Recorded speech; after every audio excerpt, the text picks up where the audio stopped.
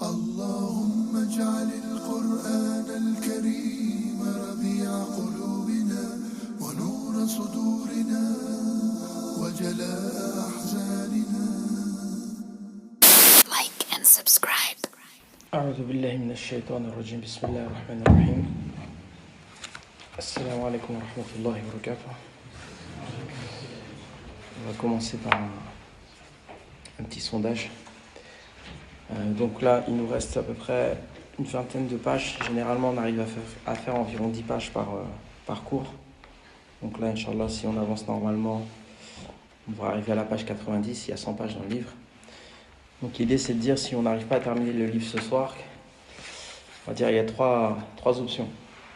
Soit on continue après l'Aïcha, mais ça m'étonnerait parce que ça demanderait encore une heure de cours, à mon avis. Soit on fait un autre cours vendredi prochain parce que c'est le dernier jour avant Ramadan. Ça, c'est l'option numéro 2. Et l'option numéro 3, c'est... J'ai oublié, c'est quoi l'option numéro 3 déjà? Attends, j'ai publié le sondage ce matin sur Telegram. L'option numéro 3, c'est on commence un cours, on fait la semaine prochaine, mais donc ça va être tout début de Ramadan.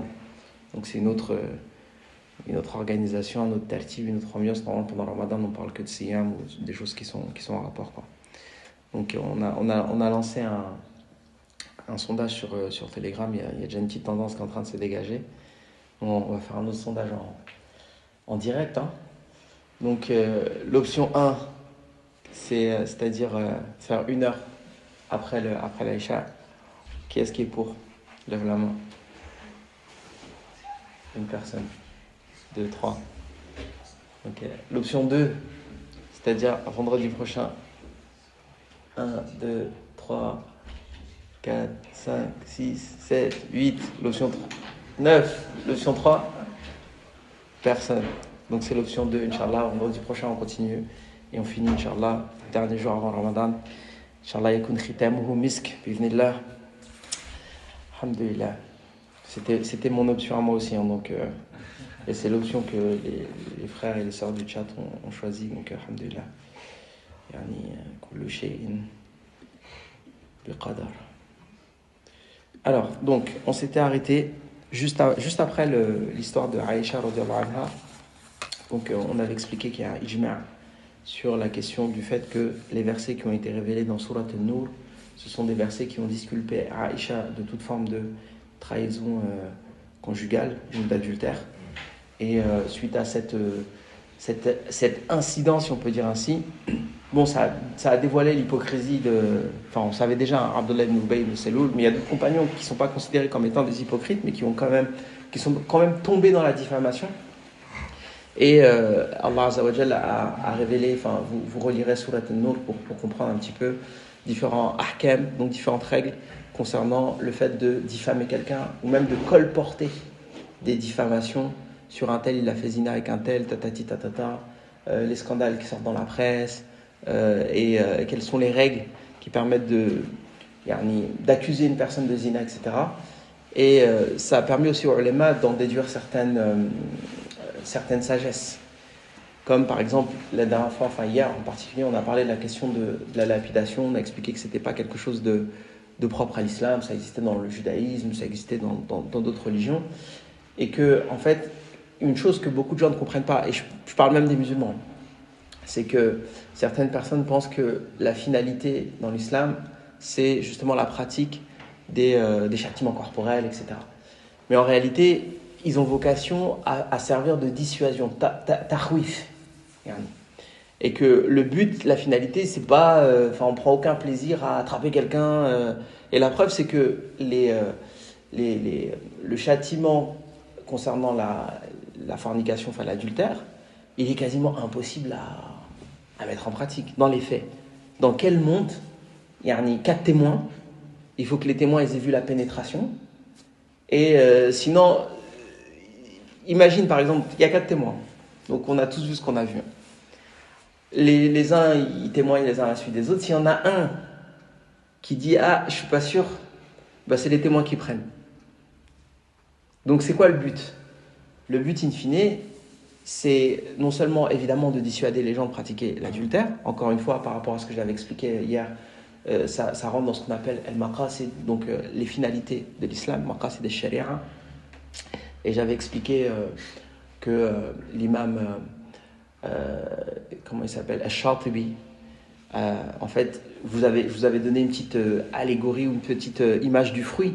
Évidemment, al-Shatibi, il n'a pas parlé de fruits, pour pas qu'une personne vienne me voir et me dise « Ah, j'ai lu le Muwafaqat, l'imam al-Shatibi, il n'a pas parlé de fruits, etc. » Il emploie un vocabulaire savant que j'essaie de vulgariser, mais lui, il parle de daruriyat, de hajiyat et de kamaliyat.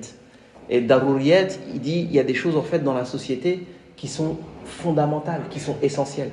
En particulier, la connaissance de nos lignages, savoir qui est ton père, qui est ton grand-père, etc., etc. Et c'est quelque chose de tellement important en islam et pour la cohésion de la société que les personnes qui enfreignent les règles qui permettent justement à chacun d'avoir ce droit de connaître qui est son père, eh bien, ça implique un châtiment d'une très grande sévérité. Mais les ulama expliquent aussi que, en fait, le but, c'est que si la fornication a lieu, de toute façon, on ne dit pas qu'on va éradiquer la fornication ou l'adultère, mais que si elle a lieu et que tu en as connaissance, la priorité, c'est que on reste discret par rapport à ça. Et que ça ne se propage pas dans la société. Et c'est pourquoi dans Surat An-Nur, il dit « Inna alladhina yuhibbuna an tashi'a al-fahisha » ceux qui aiment que le vice se propage. Parce qu'il y a des gens aussi qui sont tordus, qui veulent que la société elle soit débauchée, parce que ça les arrange. T'as pas vu un tel, il a fait quoi, ou t'as pas vu tel truc, etc., etc. Donc le simple fait d'en parler, le simple fait d'indiquer, parfois il y a des gens, ils viennent te voir et ils te parlent de choses qui relèvent de al-fahisha, qui relèvent de la débauche. Et qui pensent qu'eux, ils sont juste un informateur. Mais en fait, tu ne sais pas à quel cœur tu vas parler. Je te donne un exemple. Là, qaddarallah, il y a un lieu de débauche dans tel endroit. Et tu dis au frère, t'as pas vu machin? Il y a tel truc, tatati, tatata. Peut-être que toi, c'est juste de la curiosité, c'est juste que t'aimes parler de choses bizarres. Mais peut-être que tu vas le propager auprès d'un cœur malade qui, lui, va tomber dans la tentation. Et c'est comme ça que le vice se propage dans la société. Déjà par le fait de transmettre l'information, de dire il y a ça, il y a des gens qui font, il y a telle personne, il a fait tel truc, et c'est gravissime, c'est scandaleux. L'islam, c'est une religion qui aime la discrétion. C'est pas parce que tu sais que tout le monde doit le savoir. C'est pas parce que tu sais que tu dois le transmettre. Et en particulier pendant le mois de Ramadan. On a fait une khutbah sur l'importance de préserver sa langue, etc., etc. Et on vit dans un monde où on aime les scandales, les médias, tatati tatata. Donc ça fait partie en tout cas l'une des leçons de Surat An-Nur, c'est que l'éthique du musulman, c'est que même s'il est au courant d'un scandale, même si c'est la femme du prophète, évidemment, elle était très très loin de faire ce genre de choses-là, et ben c'est pas une sagesse d'en parler et de le propager et surtout que quand c'est pas vrai, évidemment, ça fait un mal considérable dans la société. Bref, je referme ce chapitre, même si c'est un sujet hyper intéressant et hyper important. Mais c'est tout simplement l'un des points essentiels de la sira du prophète sallallahu alayhi wa sallam. Et l'auteur dit fi ghazwati bani al-Mustaliqi wa kana ghazwuhum fi sanati al-khamisati min al-hijra kama dhakara an-nazim rahimahullah wa qila fi as-sadisa. Wa banu al-Mustaliq huwa batnun min bani Khuza'ah والمصطلق جدهم وتسمى غزوة المريسيع نسبة إلى ماء لهم في تلك المنطقة يقال لها المريسيع وقد لقيهم عليه الصلاة والسلام على هذا الماء وهو موضع من ناحية قديد أو قديد إلى جهة الساحل وهزمهم الله تعالى فقتل منهم من قتل وسبي صلوات الله عليه وسلم وسبى صلوات الله وسلامه عليه النساء والذرية والنعم والشاة. Donc, au-delà de ça, c'est un sujet un peu périphérique par rapport à ce qu'on vient de mentionner, mais la bataille de Banu al-Mustaliq, c'est une bataille au cours duquel le prophète sallallahu alayhi wa sallam a été victorieux.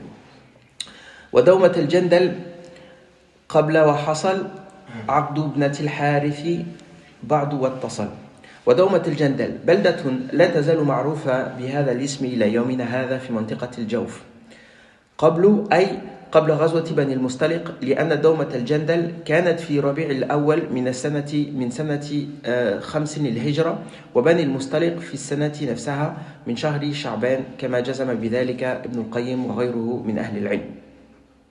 Donc il y a une autre bataille qui s'appelle Daumat al-Jandal et donc c'est un endroit qui existe encore dans le nord de la péninsule arabique. Et donc ça s'est passé tout de suite après Bani al-Mustaliq, ça s'est passé pendant le mois de Rabi' al-Awwal, pendant l'année 5 de l'Hégire. وحصل على إثر غزوة بني المصطلق عقد النبي صلى الله عليه وسلم على ابنة الحارث وهي جويرية بنت الحارث رضي الله عنها وكانت من سبي بني المصطلق وكانت وقعت في سبي ثابت بن قيس فكاتبها على نفسها فقضى رسول الله صلى الله عليه وسلم كتابها وتزوجها وأعتق بتزويجها إياها 100 أهل بيت من بني المصطلق إكراما لصهر رسول الله صلى الله عليه وسلم بعد غزوة بني المصطلق واتصل أي دخل بها. Donc ce qui s'est passé c'est que après la bataille de Bani al-Mustaliq, donc il y a eu des captifs et parmi ces captifs il y avait une femme qui était qui faisait partie de la noblesse de Bani al-Mustaliq, enfin qui était la fille du chef, qui s'appelait Juwayriya bint al-Harith, qui était réputée pour sa beauté, et le prophète sallallahu alayhi wa sallam lui a proposé de se marier, donc il l'a épousée, et donc le fait qu'il l'ait épousée, ça l'a automatiquement libéré de la captivité. Et dès que les compagnons ont su que le prophète sallallahu alayhi wa sallam s'était marié avec la noble de Bani al-Mustaliq, ils ont d'eux-mêmes libéré tous ses proches, et donc il y a 100 foyers, on va dire, de la tribu de Bani al-Mustaliq qui ont été libérés en une fois, et c'est la raison pour laquelle Juwayriya elle est réputée comme étant une femme de grande baraka, parce que sa simple présence a permis de libérer son peuple de la captivité. وعقد الريحانة في الخامسة ثم بنو اللحيان بدء السادسة وعقد ريحانة بنت زيد من سبي بني قريظة وكانت صفية رسول الله صلى الله عليه وسلم فأعتقها وتزوجها هذا قول وهو اختيار الناظم وقالت طائفة بل كانت أمته وكان يطأها بملك اليمين ورجحه ابن القيم وابن كثير وغيرهما قال الصالحي وبهذا جزم خلائق في ذي الخامسة أي في سنة الخامسة من الهجرة. Donc après il y a aussi une autre épouse du prophète sallallahu alayhi wa sallam selon An-Nazim, donc selon l'auteur de ce poème, qui s'appelle Rayhana bint Zayd. Mais il y a une divergence parce qu'en fait, elle faisait partie aussi des captifs de Banu Qurayza, sachant qu'encore une fois, Banu Qurayza, c'est une tribu juive qui avait trahi le prophète sallallahu alayhi wa sallam et qui ont ensuite perdu la bataille. Et donc, à l'issue de cette bataille, il y a eu des captifs. Rayhan en faisait partie. Donc, les savants sont divergents. Est-ce que le prophète sallallahu alayhi wa sallam, il l'a épousé, il l'a pas épousé, etc.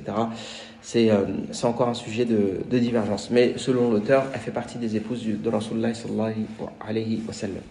ثم بنو لحيين بدء السادسة أي ثم غزوة بني لحيين وكانت في جمادى الأولى من السنة السادسة على الصحيح كما قال ذلك الحافظ ابن كثير رحمه الله في كتابه الفصول وكانت هذه الغزوة ليأخذ بثأر بعث الرجيع فتحصنوا في رؤوس الجبال فتركهم عليه الصلاة والسلام ورجع ولم يكن قتال. بسم الله. Il a dit وَكَانَ صَفِيَّ رَسُولِ اللَّهِ. En fait, c'est pas صَفِيَّةُ, كَانَتْ صَفِيَّ بمعنى, dans le sens où c'était quelqu'un que le prophète sallallahu alayhi wa sallam appréciait particulièrement. Mais Safiya, ça va être après, Inch'Allah. Ensuite, il dit, donc là, ce que je viens de lire, il y a eu une autre bataille qui s'appelle Banu Lahyayn.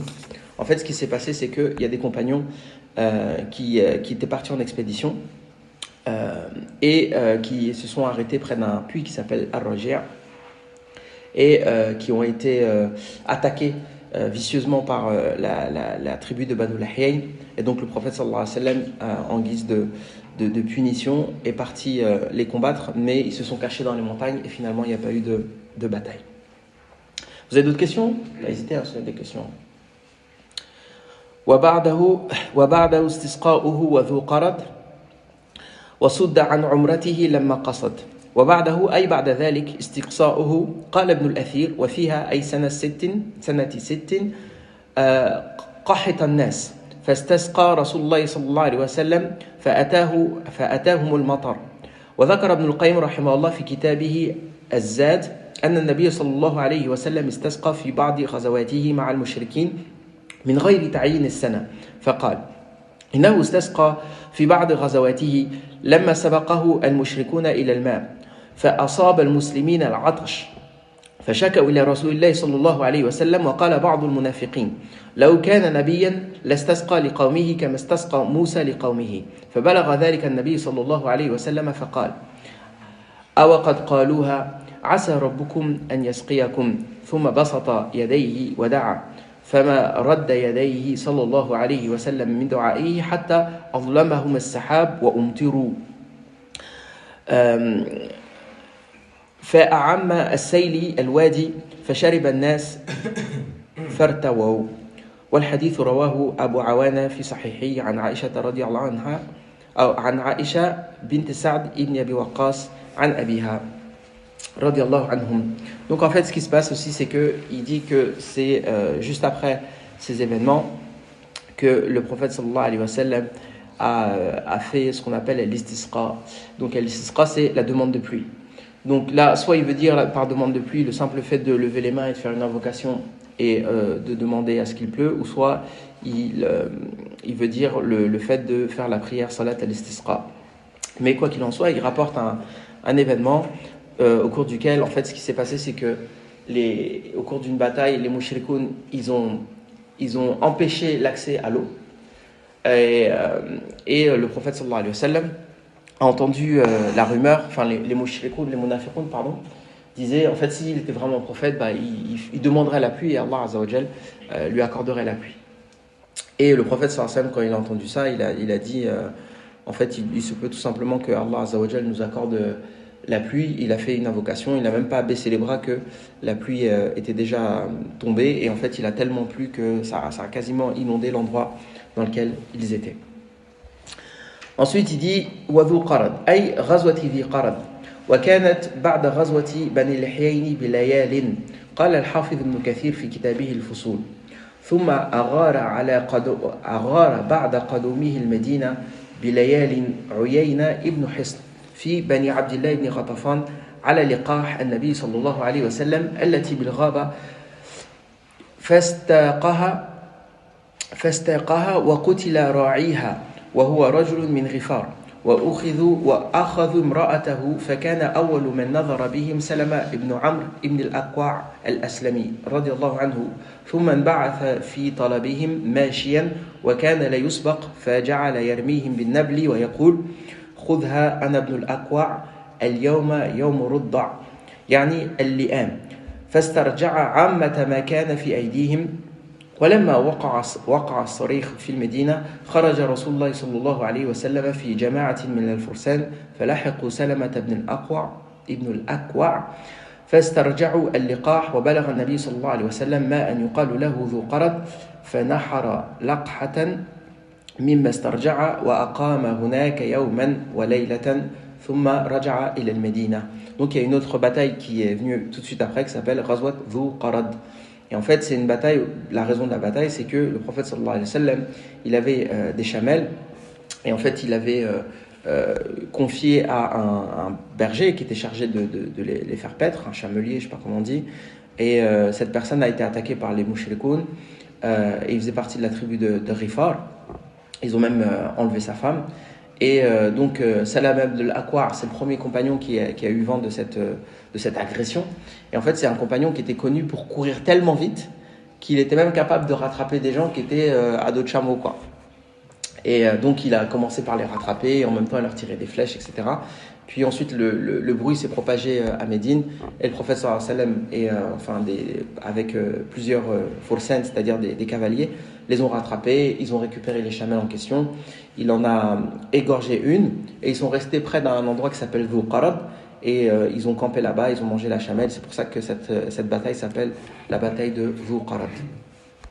Il dit وَصُدَّ النبي صلى الله عليه وسلم عن عمرته لما قصد مكة معتمرا وكان ذلك في السنة السادسة من الهجرة في غزوة الحديبية. حين خرج عليه الصلاة والسلام في 1000 من أصحابه ولم يتيسر لهم العمرة في تلك السفرة وتصالحوا مع قريش على شروط ويكون الاعتمار من العام القابل ولم يعتمر صلوات الله وسلامه عليه في تلك الغزوة وكانت هذه الهدنة التي بينه وبين المشركين تعد من الفتوح العظيمة كما قال ذلك ابن مسعود رضي الله عنه وغيره. بسم الله. Donc là on est l'année 6 après la Hijra. Ce qui se passe c'est que vous avez vu il y a eu plusieurs batailles. Les Mushrikoun en particulier ils ont pris un coup sur la tête avec la bataille des coalisés, l'Ahzab. Là ils se font attaquer mais en traître. Quand les Sahaba ils sont isolés, ils sont en train de faire paître des chamelles, ce genre de choses-là. Mais ils osent plus attaquer le prophète sallallahu alayhi wa sallam de face. Et ce qui se passe, c'est que il y a une bataille qui s'appelle Al-Hudaybiyah. Et il y a beaucoup de hadiths ou même plusieurs versets qui parlent de cette bataille-là. C'est un événement très important dans l'histoire de l'islam. Et en fait, les compagnons, les mushrikoun, ce qu'ils font comme stratégie, c'est qu'ils se disent bon, le mieux, c'est qu'on aille négocier, quoi.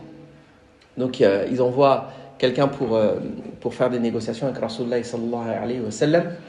Et en fait, au final, le prophète sallallahu alayhi wa sallam finit par accepter une trêve. Et les compagnons, en fait, le problème c'est que le prophète sallallahu alayhi wa sallam et les compagnons, ils partaient, mais ils étaient en tenue de sacralité, parce qu'ils allaient faire la Umrah, quoi. Ils savaient évidemment que les mushrikoun sortaient à leur rencontre et tout, et ils étaient prêts à les combattre, mais ils étaient déterminés à la base à faire une Umrah. Et finalement, le prophète sallallahu alayhi wa sallam accepte la trêve, et ça va bouleverser les compagnons. Et à tel point que Omar, il va même oser dire au prophète sallallahu alayhi wa sallam, comment ça on accepte une trêve alors qu'on est les plus forts, quoi. Et finalement, le prophète sallallahu alayhi wa sallam le fait sous l'effet de la révélation. Il l'a pas fait comme ça, etc. Mais ça a beaucoup troublé les compagnons. Et au final, en fait, quand il leur a dit tu sais, quand tu fais une Umrah, tu peux pas te raser les cheveux, etc. Finalement, le prophète sallallahu alayhi wa sallam, il leur a dit de se désacraliser. Et sur le coup, en fait, ils étaient tellement choqués par sa décision qu'ils n'ont même pas obéi, quoi. Ils sont restés comme ça sans rien faire. Jusqu'à ce que le prophète sallallahu alayhi wa sallam lui-même se désacralise. Et puis finalement, ils finissent par se désacraliser. Mais ce qui est très intéressant dans cette histoire de Sulh al-Hudaybiyah, c'est que le prophète sallallahu alayhi wa sallam nous apprend un point qui est la question du compromis. C'est que, en fait, la leçon qu'il y a derrière ça, c'est qu'en islam, on peut faire des compromis. C'est pas la guerre pour la guerre. C'est pas la démonstration de force à tout prix. Si on est dans une situation où on peut éviter le conflit, on peut éviter de faire couler le sang, etc., et qu'on arrive à trouver un terrain d'entente acceptable, c'est-à-dire, comme dit la si joliment dit un frère un jour, c'est l'art de faire des compromis sans se compromettre. C'est que le fait de faire un compromis, ça ne veut pas forcément dire que tu es dans la compromission, dans le sens où ce compromis il est forcément désavantageux ou qu'il implique forcément que tu sois humilié. Si ça implique une forme d'humiliation, évidemment, tu ne l'acceptes pas. Mais si ça permet de trouver un équilibre, et en fait l'équilibre qu'ils ont trouvé, c'est que les mouchriquines, le prophète sallallahu alayhi wa sallam, il allait faire la Umrah, mais l'année d'après, qu'il allait reporter la Umrah. Maintenant, je ne suis pas rentré dans les clauses de la trêve, mais il y avait en fait la réaction des compagnons pour la comprendre aussi, c'est que parmi les clauses de la trêve, c'est que si une personne quittait Médine et allait vers les Mécois, et ben les Mécois ils n'étaient pas obligés de le renvoyer. Mais inversement, si un Mécois quittait la Mecque et il allait vers Médine, et ben les Médinois ils étaient obligés de le renvoyer. Bref, d'apparence, la trêve était déséquilibrée parce que les mouchriquines en fait ils n'étaient pas en position de force, mais malgré ça ils ont réussi à imposer soi-disant ce genre de clauses. Mais sans rentrer dans le détail parce que c'est aussi un sujet un peu long, ce qui en apparence était un avantage, en vérité ça va se retourner contre les Mécois, parce que le fait que certains Mécois se convertissent à l'islam mais soient renvoyés par le prophète sallallahu alayhi wa sallam en disant moi je ne peux pas vous accueillir à Médine, en fait ça va créer une espèce de poche de brigands de grand chemin qui vont tellement les assaillir ou tellement les attaquer qu'au final ils vont prenez-les parce que ils sont insupportables. Mais bref, enfin, en tout cas, le moral aussi, la confiance des Mécois va finir par se fissurer. Et en fait, en vérité, Allah Azza wa Jal, pour raffermir la foi des compagnons, il va révéler Surat al-Fath et il va leur dire qu'en vérité, cette trêve-là, c'est une grande victoire. Inna fatahna laka fathan mubina. Et ça nous apprend aussi que en islam, parfois, il y a des victoires qui disent pas leur nom, quoi. C'est pas parce que on est à la table des négociations, qu'on négocie avec l'ennemi, etc., que forcément on est dans la compromission, etc., etc. Enfin, c'est un sujet que j'ai pas envie d'explorer en long, large et en travers, mais quand tu connais un petit peu l'histoire de l'islam et tu prends par exemple les chapitres qui parlent de la reconquête de Jérusalem avec Salah ad-Din, etc., etc., il est un petit peu dans cette lignée-là parce qu'il négocie avec les croisés, même si les croisés c'était des crapules sans nom. Et même les chrétiens le reconnaissent, les historiens chrétiens le reconnaissent. Ils ont fait n'importe quoi en Terre Sainte. Et quand Salah ad-Din a reconquis ces espaces-là, il a pas dit, vu qu'eux ils nous ont fait ça, nous on leur fait ça. Au contraire, il était beaucoup dans la droiture, etc. Et c'est pour ça que même dans la littérature médiévale, lorsqu'ils parlent de Salah ad-Din, ils en parlent avec énormément d'admiration et de respect, etc. Parce que c'est quelqu'un qui a su faire preuve d'éthique et de beaucoup d'élégance quand il a reconquis Jérusalem. Et il n'a pas rendu le mal par le mal. Et ça, pareil, on le verra quand on abordera Fath Mecca, même si je trouve qu'il n'en parle pas beaucoup, l'auteur. Mais quand le prophète sallallahu alayhi wa sallam va reconquérir la Mecque, il ne va pas se comporter en tyran, vengeance. Vous voyez ce que vous m'avez fait pendant des années, et maintenant, ça se retourne contre vous, quoi. Bref, il dit wa bay'atu ridwani awwal wa bana fiha bi rayhanati hadha buyina wa bay'atu ridwan ay qabla sulh al-Hudaybiyah لأن النبي صلى الله عليه وسلم لما بعث عثمان إلى مكة للتفاوض مع المشركين في أمر عمرته ونقل إلى المسلمين أن عثمان رضي الله عنه قتل فبايع النبي صلى الله عليه وسلم الصحابة الكرام على القتال تسمى بذلك بيعة الرضوان وفيها نزل قول الله تعالى لقد رضي الله عن المؤمنين إذ يبايعونك تحت الشجرة فعلم ما في قلوبهم فأنزل السكينة عليهم وأثابهم فتحا قريبا dans Surat al-Fath. Donc, ce qui s'est passé aussi, c'est que y a un événement pendant la trêve, en fait, pendant les négociations, pour être exact, c'est que le prophète sallallahu alayhi wa sallam, il a envoyé Uthman ibn Affan pour négocier. Et en fait, il y a une rumeur qui s'est propagée que Uthman, il est mort. Il s'est fait tuer, tout ça. Et en fait, donc quand la rumeur s'est propagée, le prophète sallallahu alayhi wa sallam a pris un pacte avec les compagnons. Donc le pacte qui était de dire, bon, la situation elle est grave, on va sans doute aller à la Mecque, ça va être un combat terrible. Et donc j'ai besoin de votre engagement le plus solennel, etc. Et donc évidemment les compagnons ils se sont réunis autour du prophète sallallahu alayhi wa sallam sous un arbre et ils ont scellé encore une fois ce pacte d'allégeance, quoi. Et Allah Azza wa Jal dit qu'il a agréé les mu'minines, les croyants, parce qu'ils ont encore une fois renouvelé leur allégeance envers leur Rasulullah sallallahu alayhi wa sallam. En gros, ils étaient prêts à aller jusqu'au bout, quoi, jusqu'au sacrifice suprême.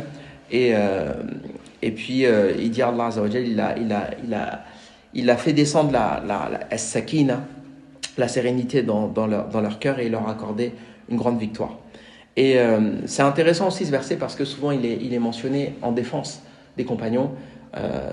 On parle beaucoup des chiites, même si on n'est pas vraiment rentré dans qu'est-ce que ça veut dire un chiite, etc. Mais pour faire simple, c'est des gens qui insultent les compagnons. Et en fait, les chiites, l'une des réfutations qu'il a souvent faites, c'est que Allah Azza wa Jal, il a révélé ce verset. Donc il a estimé, enfin il a validé les compagnons en gros. Donc les compagnons qui sont concernés par ce verset, on ne peut pas dire après qu'ils ont quitté l'islam, etc. Une fois qu'Allah Azza wa Jal radiya anhum, c'est fini. Ça veut dire que tous les gens qui étaient sous l'arbre, c'est des gens qui iront au paradis, quoi. Qu'est-ce que je voulais dire ?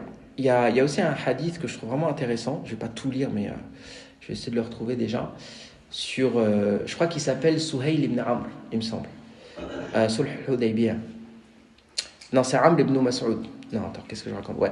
أرسلت قريش عمرو بن مسعود إلى المسلمين فرجع إلى أصحابه فقال أي قوم والله لقد وفدت على الملوك كسرى وقيصر والنجاشي والله ما رأيت ملكا يعظم أصحابه كما يعظم محمدا والله ما تنخم نخامة إلا وقعت في كف رجل منهم فدلك بها وجهه وجلده وإذا أمر ابتدروا أمره وإذا توضأ كادوا يقتتلون على وضوئه وإذا تكلم خفضوا أصواتهم وما يجدون إليه ولا يحدون إليه النظر تعظيما له ثم قال وقد عرض عليهم خطة رشد فاقبلوها. Donc en fait, comme je vous disais, il y a eu des délégations, etc., qui se sont enfin des tractations, et en fait les mouchrikoun, ils ont envoyé Amr ibn Mas'ud.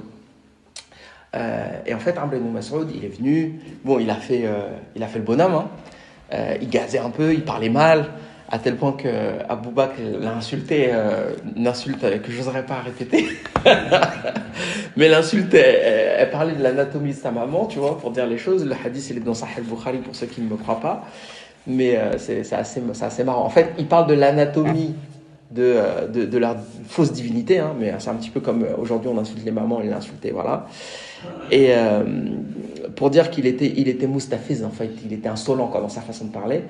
Mais en réalité, ce Amr ibn Mas'ud, moi j'aime beaucoup ce hadith parce que malgré le fait qu'il faisait le gars genre moi je vous respecte pas, j'ai pas peur de vous, bon c'est un petit peu les Arabes de l'époque, même jusqu'à aujourd'hui, hein, le côté un peu arrogant quoi.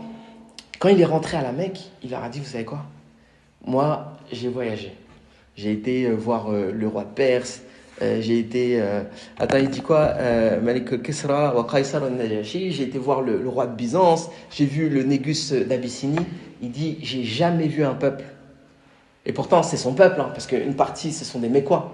Mais il dit, j'ai jamais vu un peuple qui, comment te dire, respecter, c'est même pas respecter, vénérer un monarque comme ces gens-là vénèrent le prophète sallallahu alayhi wa sallam. Il dit que, en fait, lorsque le prophète sallallahu alayhi wa sallam, par exemple, il se mouche, et ben même ses glaires, les compagnons ils s'arrangent pour que le glaire il tombe dans une de leurs mains et ensuite il s'essuie le visage avec. Quand il a vu ça, forcément t'es choqué. Je dis c'est quoi? Qui sont ces gens? C'est qui lui? Ensuite il dit dans ce hadith-là, il dit quand le prophète il leur donne un ordre, il l'exécute tout de suite. Lorsque il fait ses ablutions, ils se battent pour récupérer les gouttes qui s'échappent de ses ablutions. Tu vois. Et lorsque le prophète sallallahu alayhi wa sallam parle, ou lorsqu'il lui parle, il baisse la voix. Il lui parle avec vénération comme ça. Et il dit, en fait, il est tellement charismatique qu'ils n'osent même pas le regarder dans les yeux. Tu vois, là, tu es en train de me regarder, parce qu'Abdallah, tu connais Abdallah. Tu vois, il n'y a rien de... Tu vois, depuis tout à l'heure, le frère me fixe pour dire qu'est-ce qu'il y a? Il y a un problème. Rasulullah sallallahu alayhi wa sallam, il avait tellement de charisme que les compagnons, ils n'osaient pas le regarder dans les yeux. Même Amr ibn al-As, qui pourtant, Amr ibn al-As, il s'est converti tardivement. Il dit, moi, si je vous décrivais, si vous me demandiez de décrire le physique, l'anatomie de Rasulullah sallallahu alayhi wa sallam, je serais incapable de le faire. Parce que je n'osais pas le regarder. J'arrivais pas à, tu vois ce que je veux dire? C'est pour ça que, en fait, quand tu es objectif, parce que là, Amr ibn Mas'ud, il parle avec l'objectivité. Parce qu'à la fin, il leur dit, vous savez quoi les gars? Quoi qu'il vous propose, acceptez-le. Arrêtez de gazer, arrêtez de faire les malins, vous ne pouvez rien faire contre ces gens-là. Ces gens-là, ils sont déterminés, ils vont aller jusqu'au bout. Ils sont prêts à tout pour lui. Ils vont se battre parce qu'ils le vénèrent. Et cette vénération-là, je ne l'ai jamais vue chez aucun être humain. Et en vérité, même les historiens. Tu prends Lamartine, par exemple. Donc, Alphonse de Lamartine, hein, c'est un grand écrivain, politicien français, etc.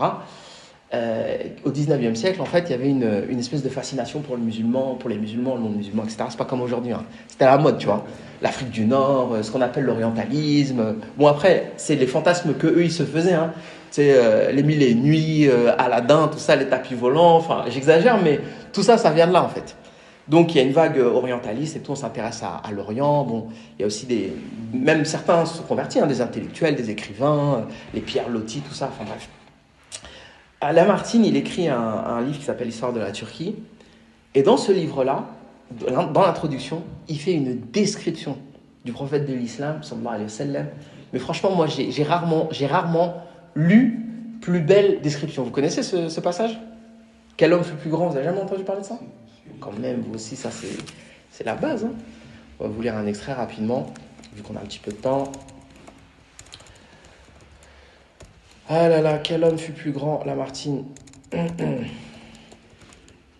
Et donc tout ça pour dire que, en fait, quand tu es objectif et que tu vois la façon dont les compagnons, juste la façon dont les compagnons se comportaient avec Rasulullah sallallahu alayhi wa sallam, tu te dis, yani, il n'y a pas, il y a aucun être humain qui a atteint ce niveau d'impact sur l'humanité.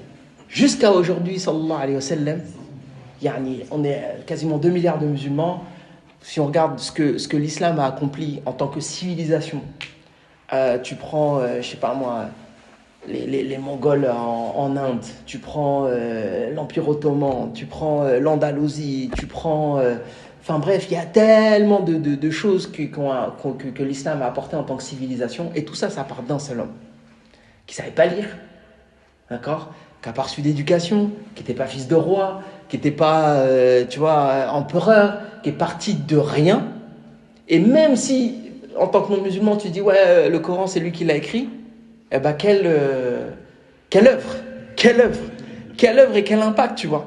Et ça, tu parles avec des gens qui sont objectifs, au minimum, tu respectes. Et Lamartine, il dit, bon, je ne sais pas si je vais tout lire, mais rapidement, il dit, jamais homme ne proposa volontairement ou involontairement un but plus sublime, puisque ce but était surhumain. Saper les superstitions interposées entre la créature et le créateur.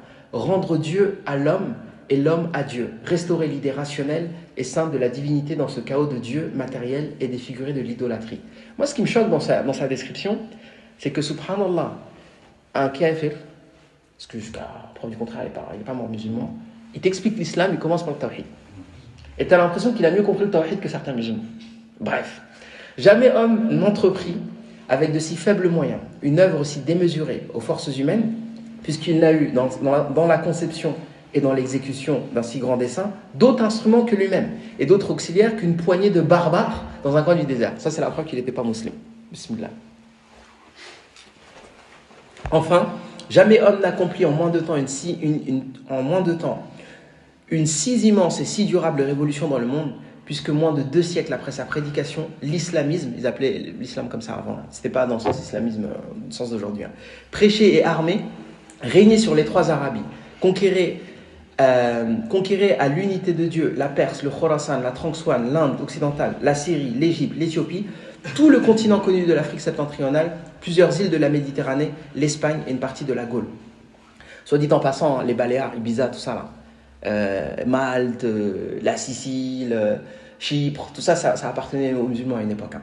Si la grandeur du dessein, la petitesse des moyens, l'immensité du résultat sont les 3 mesures du génie de l'homme, qui osera comparer humainement un grand homme de l'histoire moderne à Mohammed? Les plus fameux n'ont remué que des armes, des lois, des empires. Ils n'ont fondé, quand ils ont fondé quelque chose, que des puissances matérielles écroulées souvent avant eux. Celui-là a remué des armées, des législations, des empires, des peuples, des dynasties, des millions d'hommes sur un tiers du globe habité. Mais il a remué de plus des autels, des dieux, des religions, des idées, des croyances, des âmes. Il a fondé sur un livre dont chaque lettre est devenue loi, une nationalité spirituelle qui englobe des peuples de toute langue et de toute race. Et il a imprimé pour caractère indélébile de cette nationalité musulmane la haine des faux dieux et la passion du Dieu un et immatériel. Ce patriotisme vengeur des profanations du ciel fut la vertu des enfants de Mohammed sallallahu alayhi wa sallam. La conquête du tiers de la terre à son dogme fut son miracle, ou plutôt, ce ne fut pas le miracle d'un homme, ce fut celui de la raison. L'idée de l'unité de Dieu, proclamée dans la lassitude des théogonies fabuleuses, avait en elle-même une telle vertu qu'en faisant explosion sur ses lèvres, elle incendia tous les vieux temples des idoles et alluma de ses lueurs un tiers du monde. Cet homme était-il un imposteur? Nous ne le pensons pas. Subhanallah. Après avoir bien étudié son histoire, l'imposture est l'hypocrisie de la conviction. L'hypocrisie n'a pas plus la puissance de la conviction, comme le mensonge n'a jamais la puissance de la vérité. Mais sa vie, son recueillement, ses blasphèmes héroïques contre les superstitions de son pays, son audace à affronter les fureurs des idolâtres, sa constance à les supporter 15 ans à la Mecque, son acceptation du rôle de scandale public et presque de victime parmi ses compatriotes, sa fuite, enfin, sa prédication incessante, ses guerres inégales, sa confiance dans les succès, sa sécurité surhumaine dans les revers, sa longanimité dans la victoire, son ambition toute d'idées, nullement d'empire, sa prière sans fin, sa conversation mystique avec Dieu, sa mort et son triomphe après le tombeau attestent plus qu'une imposture, une conviction. Ce fut cette conviction qui donna la puissance de restaurer un dogme. Ce dogme était double, l'unité de Dieu et l'immatérialité de Dieu. L'un disant ce que Dieu est, l'autre disant ce qu'il n'est pas. Ashhadu an la ilaha illallah, tu vois, enfin, c'est incroyable. L'un versant avec le sabre des dieux mensongers, l'autre inaugurant avec la parole une idée. Philosophe, orateur, apôtre, législateur, guerrier, conquérant d'idées, restaurateur de dogmes rationnels, d'un culte sans image, fondateur de 20 empires terrestres et d'un empire spirituel, voilà Mahomet, entre guillemets, évidemment Mohammed, à toutes les échelles où l'on mesure la grandeur humaine, quel homme fut plus grand. Là, drop the mic là. Non mais franchement, même les musulmans, ils sont incapables de décrire avec autant de concision et de précision. Bref, tout ça pour dire que le prophète sallallahu alayhi wa sallam, il impressionnait même les non-musulmans. Quand ils venaient le voir, tu avais une délégation d'Arabes, etc. Déjà, un truc qui les choquait, c'était son humilité. Il s'asseyait par terre, il n'avait pas de vêtements qui le distinguaient des autres. Et il y avait même cette histoire je crois que c'était une esclave, qui en fait, quand elle est venue voir le prophète sallallahu alayhi wa sallam, et elle voulait lui parler, elle tremblait. Et il lui dit, mais pourquoi tu trembles? Je ne suis que le fils d'une femme qui mangeait de la viande sèche à la Mecque. Regarde l'humilité de la personne. Si le prophète sallallahu alayhi wa sallam, il avait voulu s'enrichir personnellement, mais il aurait pu. Il y a plein de choses qui sont pas rationnelles dans les gens qui critiquent l'islam. Comme par exemple que le prophète sallallahu alayhi wa sallam, il prenait pas de l'argent de la sadaqa. Et la seule rémunération qu'il avait, c'est qu'il avait 1/5 du butin. C'est-à-dire qu'en gros, il allait risquer sa vie et c'était son seul moyen de gagner de l'argent. Mais il aurait très bien pu dire que, si ça avait été le fondateur d'une secte et dont le but est de s'enrichir, il aurait très bien pu dire, comme font les gourous aujourd'hui, 1/10, 10% de ce que vous gagnez, ça me revient à moi, comme font les témoins de Jéhovah ou même certaines sectes dans l'islam. On sait qu'au Sénégal, il y a beaucoup ça. Comment ils s'appellent les... Non, c'est pas les baïfal, c'est les mourides, je crois. Voilà. Donc, si je dis ça au Sénégal, je sors pas de la mosquée vivant. Je me fais... Mais là, je suis en sécurité, je peux le dire. Peut-être qu'ils vont retrouver cette vidéo un jour. Faites des doigts pour votre frère, Inch'Allah. Mais les chefs religieux, les mourides, les tijanes, etc., les commerçants, ils leur envoient une partie de leur argent. Et ce sont des gens extrêmement riches. Donc, l'un des signes de l'imposture et du mensonge, c'est l'enrichissement personnel. Et le prophète sallallahu alayhi wa sallam, c'est tout l'inverse. Quand il est mort, il avait un bouclier en gage chez un juif. Ça veut dire qu'il s'est fait prêter de quoi manger auprès d'un juif et il lui a donné un bouclier en gage. En gros, si je ne te rembourse pas, tu le gardes. Donc, subhanallah, quoi. Même si tu n'es pas musulman, quand tu connais la sira ou quand tu connais la façon dont le prophète sallallahu alayhi wa sallam vivait, tu ne peux qu'être admiratif. Il dit ensuite, donc, وبنى فيها أي هذه السنة بريحانة بنت زيد التي سبق ذكرها وذكر تحقيق ابن القيم رحمه الله أنها من إمائه ولم تكن زوجة له صلوات الله وسلامه عليه هذا بينا أي في الأخبار التي وردت في هذا الباب. بسم الله. Donc on a parlé un petit peu plus tôt de ce mariage controversé dans le sens est-ce que c'est marié avec elle ou pas de Rayhana. En tout cas, le contrat de mariage a eu lieu l'année 5 de l'Hégire. Et il dit tout de suite après cet événement, c'est-à-dire l'événement de Bay'at al-Ridwan, qu'il y aurait eu consommation du mariage, si tant est qu'il y a eu mariage on va dire en fonction de la divergence avec Rayhana bint Zayd. Il dit وَفُرِضَ الْحَجُّ بِخُلْفٍ فَاسْمَعَ وَكَانَ فَتْحُ خَيْبَرٍ في السابعة وفرض الحج أي السنة السادسة. Donc là on est à l'année 6 en l'an 6 de l'Hégire. Donc c'est à ce moment-là que le pèlerinage a été rendu obligatoire. وفرض الحج في السادسة بخلف أي في ذلك خلاف. Là pareil il y a une divergence entre les ulama. قال الحافظ ابن كثير في الفصول وكان فرض الحج في السنة السادسة في قول بعض العلماء وفي التاسعة في قول آخرين منهم وقيل سنة 10 وهو غريب وأغرب منه ما حكاه إمام الحرمين في النهاية وجها لبعض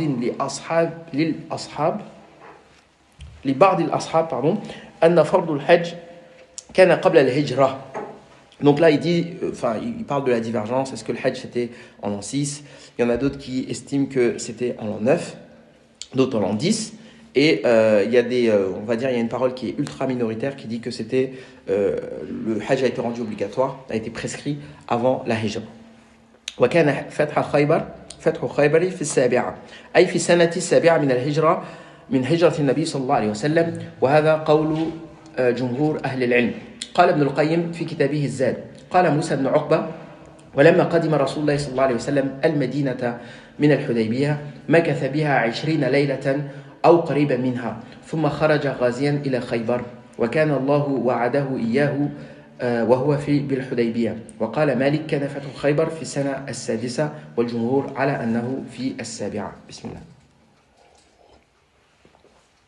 Donc on vous a expliqué que les Juifs de Médine, à chaque fois qu'au fur et à mesure où ils se faisaient expulser, ils allaient dans un fort qui est à peu près à 150 km, 160 à peu près au nord de Médine, qui s'appelle Khaybar, et qui était un fort en fait qui était déjà riche et très puissant. Il y avait beaucoup de palmeraies. Bon, vous savez, l'époque, autour de Médine, c'était plutôt une région agricole. Et le prophète sallallahu alayhi wa sallam a reçu la révélation qu'il allait conquérir Khaybar quand il était à Al-Hudaybiyah. Et wa alayka salam wa rahmatullahi wa barakatuh. Et donc c'est cette année-là, en l'an 6, et il y a d'autres savants qui, en tout cas, il y a d'autres savants qui estiment que c'était en l'an 7. En tout cas, c'est l'avis majoritaire que c'était en l'an 7. Le prophète sallallahu alayhi wa sallam a finalement fini par conquérir le fort de Khaybar et expulser définitivement les Juifs de cette région, de cette partie de la péninsule arabique. Il en restera quelques-uns au Yémen. Et c'est pourquoi, après, il y a un célèbre hadith qui dit « Akhrijou al-mushrikina min jazirat al-arab ». Il y a divergence quant à savoir si le sens était est-ce qu'il devait sortir de toute la péninsule arabique ou alors seulement de la partie du Hijaz. Et la preuve, c'est que jusqu'à une période très récente, il y avait encore des Juifs dans la région du Yémen. Donc vraisemblablement, l'idée c'était qu'ils étaient définitivement expulsés, mais de la région du Hijaz. Il dit وحظر لحم الحرم il y a trop de hala. وحظر لحم الحمر الأهلية فيها ومتعة النساء الردية. وحظر أي أكل لحم الحمر الأهلية كما فيها في السنة السابعة من الهجرة. ومتعة النساء أي حظر متعة النساء فيها أيضا الردية أي الفاسدة. وردئ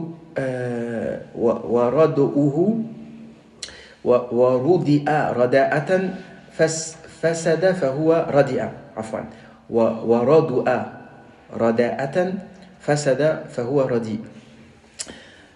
وكان ذلك يوم خيبر. وقد ورد في ذلك أحاديث منها في الصحيحين عن علي بن أبي طالب رضي الله عنه أن النبي صلى الله عليه وسلم نهى عن نكاح المتعة يوم خيبر وعن لحوم الحمر الأهلية. Donc il dit aussi pendant la bataille de Khaybar, il y a aussi une prescription religieuse qui est l'interdiction de consommer ce qu'on appelle al-humur al-ahliya. Ça veut dire quoi al-humur al-ahliya? Bismillah. Al-humur, le pluriel de himar, ça veut dire quoi himar? Yahmar. Hein? T'as dit quoi? Les ânes, ouais, c'est ça. Donc l'âne. Et pourquoi il dit ahliya? Ça veut dire quoi ahliya? Qui ressemble. La famille. Il y a des ânes dans ta famille. La famille des ânes, non. Les zèbres, tout ça. Ah, justement, c'est ça qui est très intéressant. Al-ahliya, ça veut dire domestique. Donc, ce qui est interdit, c'est la consommation des ânes domestiques par opposition aux ânes sauvages. Voilà. Et on veut dire quoi par les ânes sauvages? Comme les zèbres, par exemple. Donc, en fait, le zèbre, la viande de zèbre, halal. mais la viande des ânes domestiques, elle est interdite. Et il dit qu'il y a aussi un truc qui a été interdit, c'est le mariage qu'on appelle El Muta'a. Ça veut dire quoi, Zawaj El Muta'a? Bismillah. Le mariage, c'est Le mariage de jouissance. non, c'est le mariage de. Comment dire? C'est pas. Mais dès que j'ai parlé de mariage là, les visages se sont illuminés, se sont réveillés d'un seul coup là, ça dormait. Ça fait.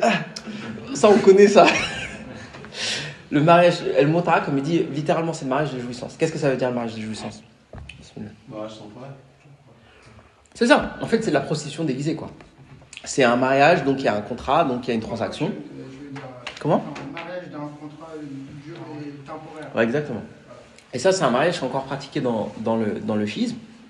Décidément, ça fait partie des choses qui nous distinguent du schisme, c'est que en fait, avant l'islam, il y avait plein de façons de se marier. Et ce n'était pas forcément des mariages glorieux, on va dire. Mais la prostitution existait dans la péninsule arabique. Et l'une des façons de cacher ça, c'était de contracter un mariage temporaire. Donc tu lui donnes sa dot et tu te mets d'accord, alayka salam wa rahmatullah, sur la durée du mariage. Donc tu peux te marier pour une nuit, pour une semaine, pour un mois, etc. etc. Et le prophète sallallahu alayhi wa sallam a interdit cette forme de mariage pendant la bataille de Khaybar. Et c'est la raison aussi pour laquelle les chiites, ils n'avaient pas d'autre choix que de disqualifier la sunna. Parce que si tu lui dis il y a un hadith sahih, il dit moi je ne prends pas les hadiths. Donc pour nous, c'est halal. Donc si tu vas à Téhéran, même les mollahs, tout ça là, ils ont des mariages temporaires, machin, avec des professionnels du mariage temporaire. La hawla wa la quwwata illa billah. Bref, Allahu musta'an. ثم على أم حبيبة عقد ثم على أم حبيبة عقد ومهرها عنه النجاشي نقد. Donc il dit ثم على أم حبيبة رملة بنت أبي سفيان عقد صلوات الله وسلامه عليه ومهرها ومهرها عنه النجاشي نقد. أي أن النجاشي هو الذي دفع مهرها عن النبي صلى الله عليه وسلم. قال ابن القيم في زاد المعاد ثم تزوج أم حبيبة واسمها رملة بنت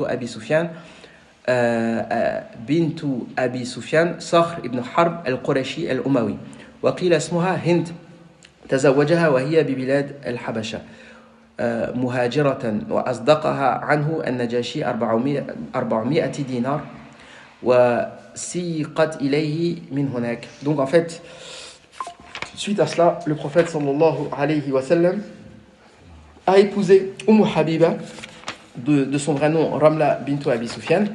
Donc c'est la fille d'un grand notable de la Mecque, Ibn Abi Sufyan, Abu Sufyan, qui s'appelait en fait Sakhr ibn Harb. Sakhr, ça veut dire le rocher, et Harb, ça veut dire la guerre. Donc le rocher, fils de la guerre. Ils avaient des noms, hein, vraiment. Donc, et en fait, elle était en Abyssinie. Et c'est Al-Najashi, donc le Négus, donc le roi d'Abyssinie, qui a payé sa dot, Niyabatan an Nabi sallallahu alayhi wa sallam. Donc il a payé pour le prophète sallallahu alayhi wa sallam, il lui a donné 400 dinars, qui est une somme considérable. وَسُمَّ فِي شَاتٍ بِهَا هَدِيَّةٍ ثُمَّ اصْطَفَى صَفِيَّةً صَفِيَّةً. Voilà, on est à Safiya. وَسُمَّ النَّبِيُّ صلى الله عليه وسلم في شاة وُضِعَ السُّمُّ فيها. Donc il y a eu une tentative d'empoisonnement. Ça c'est pendant après la bataille de Khaybar. وبها السنة السابعة من الهجرة لما فتحت خيبر. Donc c'est une femme juive qui a essayé de l'empoisonner et qui a mis du poison dans le prophète sallallahu alayhi wa sallam aimait l'épaule d'agneau et donc il lui a servi une épaule d'agneau empoisonnée. أي أهدتها للنبي صلى الله عليه وسلم امرأة من اليهود والحديث بذلك في الصحيحين من حديث أنس بن مالك رضي الله عنه وغيره. ثم اصطفى النبي صلى الله عليه وسلم صفية بنت حيي صفية لنفسه من سبايا خيبر فأسلمت فأعتقها النبي صلى الله عليه وسلم وتزوجها والحديث بذلك مخرج في الصحيحين من حديث أنس ibn Malik. Donc Safiya, elle faisait aussi partie des captifs de Khaybar et le prophète sallallahu alayhi wa sallam a payé l'a délivrée de la captivité et ensuite l'a épousée et donc elle fait partie des épouses du prophète sallallahu alayhi wa sallam.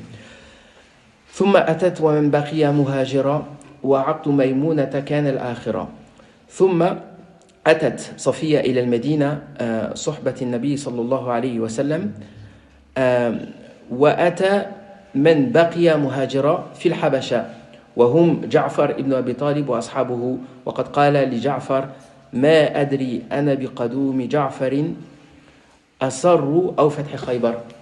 Donc ensuite le prophète sallallahu alayhi wa sallam il est reparti à Médine avec Safiya et ensuite c'est aussi l'année au cours de laquelle après la victoire de Khaybar où les derniers compagnons qui étaient en Abyssinie sont venus à Médine et à leur tête Ja'far ibn Abi Talib et donc le frère de Ali ibn Abi Talib et le prophète sallallahu alayhi wa sallam a dit je sais pas ce qui me rend le plus heureux l'arrivée de Ja'far ou la victoire de Khaybar. وعقد ميمونة كان الآخرة أي عقد ميمونة بنت الحارث الهلالية. Donc Maïmouna c'est la dernière femme que le prophète sallallahu alayhi wa sallam a épousée. كان الآخرة فلم يتزوج بعدها. وقال ابن القيم في الزاد ثم تزوج ميمونة بنت الحارث الهلالية وهي آخر من تزوج بها تزوجها بمكة في عمرة القضاء بعد أن حل منها على الصحيح. Donc, il explique les détails du mariage du prophète sallallahu alayhi wa sallam tout de suite après la Umrah qu'on va mentionner tout de suite. وقبل إسلام أبي هريرة وبعد عمرة القضاء الشهيرة. وقبل أي قبل ذلك كان إسلام أبي هريرة لأن إسلام أبي هريرة رضي الله عنه كان قبيل خيبر وجاء للنبي صلى الله عليه وسلم في خيبر ولم يدرك الغزوة. بعد غزوة خيبر كان عمرة القضاء الشهيرة فلما رجع إلى المدينة من خيبر أقام بها إلى شهر ذي القعدة فخرج فيه معتمرا عمرة القضاء التي قاد قريشا عليها فسار حتى بلغ مكة فاعتمر وطاف بالبيت وتحلل من عمرته. Donc ensuite le prophète sallallahu alayhi wa sallam quand il est rentré de Khaybar, il y a eu deux événements majeurs. Bon, déjà, il y a Abu Huraira qui les a rejoints à Khaybar, mais la bataille était déjà terminée. Donc, Abu Huraira, c'est l'un des plus célèbres compagnons, en tout cas en termes de rapporteur de hadith. Il a rapporté énormément de hadith. Et donc, il s'est converti à ce moment-là. Et ensuite, quand il est rentré de Khaybar, il a attendu le mois de Dhul Qa'da et il a enfin fait la Umrah qu'il avait prévue, qu'il avait décalée à l'année d'après, en vertu de la trêve et des clauses de la trêve qu'il avait contractées avec les polythéistes de la Mecque. وَالرُّسْلَ فِي الْمُحَرَّمِ الْمُحَرَّمِ أَرْسَلَهُمْ إِلَى الْمُلُوكِ فَاعْلَمِ. وَالرُّسْلُ أي من الصحابة الكرام رضي الله عنهم وهو مفعول فعل محذوف تقديره أرسل في المحرم المحرم أي في شهر الله المحرم وهو من الشهور الأربعة الحرم. أرسلهم عليه الصلاة والسلام لما رجع من الحديبية إلى الملوك فاعلمي حيث بعث عددا من أصحابه كل منهم بكتاب إلى ملك من الملوك فبعث عمرو بن أمية الضمري إلى النجاشي ودحية الكلبي إلى قيصر ملك الروم وعبد الله بن حذافة السهمي إلى كسرى وحاطب ابن أبي بلتعة إلى المقوقس وآخرين غيرهم رضي الله عنهم أجمعين. عن أنس أن نبي الله صلى الله عليه وسلم كتب إلى كسرى وإلى قيصر وإلى النجاشي وإلى كل جبار يدعوهم إلى الله تعالى. بسم الله. Ça, c'est un événement historique important. C'est que le prophète sallallahu alayhi wa sallam a envoyé en fait des lettres diplomatiques aux grands rois de son époque et de sa région géographique, des pays alentours. Donc il a envoyé une lettre au roi de Perse, au roi de Byzance, enfin l'empereur de Byzance, Muqawqis, donc le gouverneur de l'Égypte, le Négus en Abyssinie, et pareil, par exemple, il en a envoyé une, je sais qu'il en a envoyé une à Oman, qui n'était pas encore rentré en islam à l'époque. Et en fait, il envoie une lettre, il dit bon, je suis le prophète Mohammed sallallahu alayhi wa sallam, je t'envoie une lettre parce que je suis envoyé de Dieu, etc. Et il l'invite à rentrer dans l'islam, aslim taslam, etc. Et chacun des rois, il va avoir une attitude différente, Par exemple, l'attitude du roi de Byzance, ça va être de dire à sa cour, mais en fait, c'est vraiment un prophète, Et quand il va voir la réaction des prêtres, non, je rigole, c'était pour vous tester, c'est pour voir si vous aviez la foi ou pas. Mais en tout cas, il va quand même traiter la chose avec beaucoup de respect. Il y aura cet échange très intéressant avec Abu Sufyan. Tu veux dire l'Abyssinie, non? Comment? Tu as dit Byzance. L'Abyssinie, tu veux dire? Byzance, l'Empire byzantin. C'est-à-dire ce qu'on appelle Roum. Tu vois? Souvent, on dit les Romains. Mais en fait, les Romains, l'Empire romain, c'est un empire qui, à ce moment-là, c'est anachronique de dire les Romains, parce que Rome, elle chute en 486, je crois. C'est la conquête des barbares, je sais pas quoi là. C'est ça, hein, à peu près. 5e siècle, il me semble. En fait, ce qui se passe, c'est que l'Empire romain, il va chuter, et il va être remplacé par l'Empire byzantin. En fait, pour faire simple, rapidement, il va se passer un truc, c'est que le christianisme, en fait, l'Empire romain, il est tellement grand. Et l'Empire romain, pour faire simple, c'est un empire qui s'est beaucoup inspiré des Grecs. Donc, ils ont copié les Grecs et tout, machin. Et à un moment donné, les Grecs et les Italiens, pour faire simple, ils vont un petit peu s'embrouiller. Et on va prendre la religion comme prétexte pour faire une scission. Donc, il y aura l'Empire romain d'Orient et l'Empire romain d'Occident. L'Empire romain d'Occident, donc c'est la région de l'Italie, tout ça, il va finir par s'effondrer. Et l'Empire romain d'Orient, on va finir par l'appeler l'Empire byzantin. Et donc Allah Azza wa Jal, quand il dit dans Surat al-Rum, Ghulibat al-Rum, quand on le traduit par les Romains, mais c'est comme ça que les Arabes appelaient Banu al-Asfar à cette époque-là. Mais si on est précis et qu'on est rigoureux, historiquement parlant, nous on devrait les appeler les Byzantins, parce que c'est comme ça qu'on les appelle. Mais bon, c'est des conventions historiques, c'est pas très important. Al-Muhim, c'est bien l'Empire byzantin. Qui sont des Grecs qui se sont plus ou moins latinisés et qui étaient la puissance de l'époque. Mais pour faire simple, c'est comme si aujourd'hui tu envoyais une lettre à Poutine, tu envoyais une lettre à Donald Trump, tu envoies une lettre à Macron et tu lui dis rentre dans l'islam et ils disent mais c'est qui lui, il se prend pour qui lui, tu vois. Et ça va être la réaction de Kisra, donc l'empereur de Perse, qui va prendre la lettre du prophète sallallahu alayhi wa sallam et qui va la déchirer. D'accord? Et le prophète sallallahu alayhi wa sallam, sa réaction, ça va être de dire tu as déchiré ma lettre, qu'Allah déchire ton empire. Et c'est exactement ce qui va se passer. L'empire perse va s'effondrer et puis il n'y aura plus jamais d'empire perse après cette époque-là. Et bref, je ne vais pas ouvrir une parenthèse parce que je peux être hyper bavard, il ne reste pas beaucoup de temps. Inch'Allah. Bref. Là, il y a mon fils qui suit le cours à distance et qui me dit pas l'Empire romain, il a chuté en 375. Bon, il est plus calé que moi en histoire. J'ai pas le temps de vérifier, c'est peut-être ça, mais peu importe, elle-même. Bref. Donc, on était à. Il dit Wa uhdiyat mariyatil qibtiyya. Je crois qu'on va s'arrêter là. Et puis, si vous avez des questions rapidement, là, on a 1 ou 2 minutes avant la veine, parce qu'on n'aura pas le temps de parler du reste. Ah ouais, je voulais juste dire un truc. Je vais en profiter pour dire ça, puisque vous n'avez pas de questions. C'est que, en fait, c'est un événement historique important. Pourquoi ? Parce qu'on a encore les lettres diplomatiques. On a la preuve historique. Puisqu'elles ont été conservées. Il y a un savant qui s'appelle Mohamed Hamidullah, je ne sais pas si vous le connaissez. C'est le premier musulman à avoir écrit une traduction du Coran en français. En fait, c'est un savant indien qui, à la suite de la chute après la partition de l'Inde et le fait que les musulmans... Bon, c'est assez complexe, mais pour faire simple, à la chute quand les Britanniques ont quitté l'Inde et que l'Inde a été divisée entre Inde, Pakistan, Bangladesh, tout ça, il a quitté cette région, il est venu s'installer en France. Enfin, je crois qu'il est d'abord parti en Turquie, après il est venu en France. Et c'est un très, très, très, très grand érudit. C'est une personne, il avait je ne sais plus combien de doctorats, il parlait je ne sais pas combien de langues, enfin bref. Il s'est installé en France, il a vécu assez longtemps en France et a écrit la première traduction du Coran.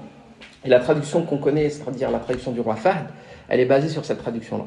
Donc si vous faites une petite recherche sur Mohamed Hamidullah, ça vaut le coup. Hein. J'avais assisté à un colloque il y a 25 ans de ça à Paris, sur le sujet avec Dr Yahya Michaud, il y avait Aissam je ne me souviens plus comment il s'appelle.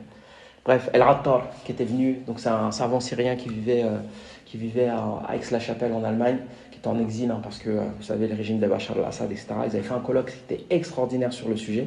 Et le muhim, c'est que Mohamed Hamidullah, il a écrit un livre sur ça, sur les lettres diplomatiques du prophète sallallahu alayhi wa sallam. Et en fait, c'est intéressant parce que l'une des plus grandes différences, pareil, qu'il y a entre le christianisme et l'islam, un jour, il y a un ami qui est étudiant en histoire qui m'a dit ça. qui m'a dit en fait, on a très peu de preuves archéologiques du passage de Isa alayhi salam. Il y a très très peu de preuves archéologiques sérieuses, hein, en tout cas reconnues par les historiens, etc. Mais il m'a dit par contre pour l'islam, il n'y a aucun doute sur l'existence d'un prophète, enfin en tout cas d'une personne qui s'appelait Mohammed qui a vécu ici, etc. Il y a énormément de preuves de son existence. Je dis ça parce qu'un jour il y a une personne qui s'est crue intelligente. Je ne vais pas donner plus d'indices que ça, mais elle se reconnaîtra si elle écoute ce que j'ai en train de dire. Et qui m'a dit un jour, c'est quoi la preuve que Mohammed il existait? Je me suis dit, mais c'est quoi cette question stupide? C'est comme si je te disais, c'est quoi la preuve que Napoléon il a existé? Des preuves, il y en a plein. 600 de notre ère, c'est pas si loin que ça. Si on est capable d'avoir des traces des Égyptiens ou de ce genre de choses-là, ou de choses plus anciennes, le prophète sallallahu alayhi wa sallam, évidemment qu'il y a énormément de preuves. Et l'une des preuves les plus importantes, c'est ces lettres qui ont été conservées jusqu'à aujourd'hui et qui sont, je crois qu'ils sont en Turquie, il me semble, dans le musée de Topkapi, il me semble, Allah alem. En tout cas, il y a eu un livre très intéressant qui a été écrit sur le sujet et je vous invite à vous le procurer si vous avez les moyens de le faire. Est-ce que vous avez des questions? Aïsouel? Moi, j'ai juste une question. Vas-y, toi dedans. Pour la première Umrah qu'ils avaient fait, Mhm. tu sais les rites qu'on fait pendant la Umrah, c'est dû à quoi? En fait, ça, ta question, c'est un petit peu comme la question qui a été posée hier. C'est-à-dire, est-ce que chacune des œuvres ou des actes que l'on fait, on en comprend forcément le sens? Pas forcément. Il y en a, on comprend. Par exemple, le sa'i, les 7 allers-retours qu'on fait, c'est un rappel de ce qu'a fait Hajar, alayhi salam. Mais il y a des trucs, par exemple, pourquoi on embrasse la pierre noire? Parce que le prophète sallallahu alayhi wa sallam, il l'a embrassé. Non, parce que moi j'avais lu un truc. J'avais lu que le prophète sallallahu alayhi wa sallam, sahabé, quand on va arriver à Mecca, il y a Quraysh, ils vont penser qu'on va être malade. Parce qu'ils avaient déjà parlé entre eux. Ils avaient dit ils vont être fatigués, ils vont être malades. Peut-être on pourra les attaquer. C'est qu'ils voulaient rompre le truc. Sur ça, en fait, je te demande si tu peux me donner confirmation ou pas. Oui, en fait, il leur a ordonné de montrer les muscles, en gros, de marcher de manière vigoureuse, etc. etc. Effectivement. Mais donc, comme je te dis, il y a des rites qui sont rationnels. Il y a une raison, on connaît la raison, mais il y en a d'autres, ta'abboudiyan, c'est des choses irrationnelles, on le fait par dévotion pour Allah Azza wa Jalla. Bon, je vais m'arrêter là parce qu'on va faire la veine, Inch'Allah, on va prier. Jazakumullah khairan. Et puis on vous dit à vendredi prochain pour ceux qui seront là, Inch'Allah. Subhanakallah wa bihamdika, ashhadu an la ilaha illa anta, astaghfiruka wa atubu ilayk. Assalamu alaikum wa rahmatullahi wa barakatuh.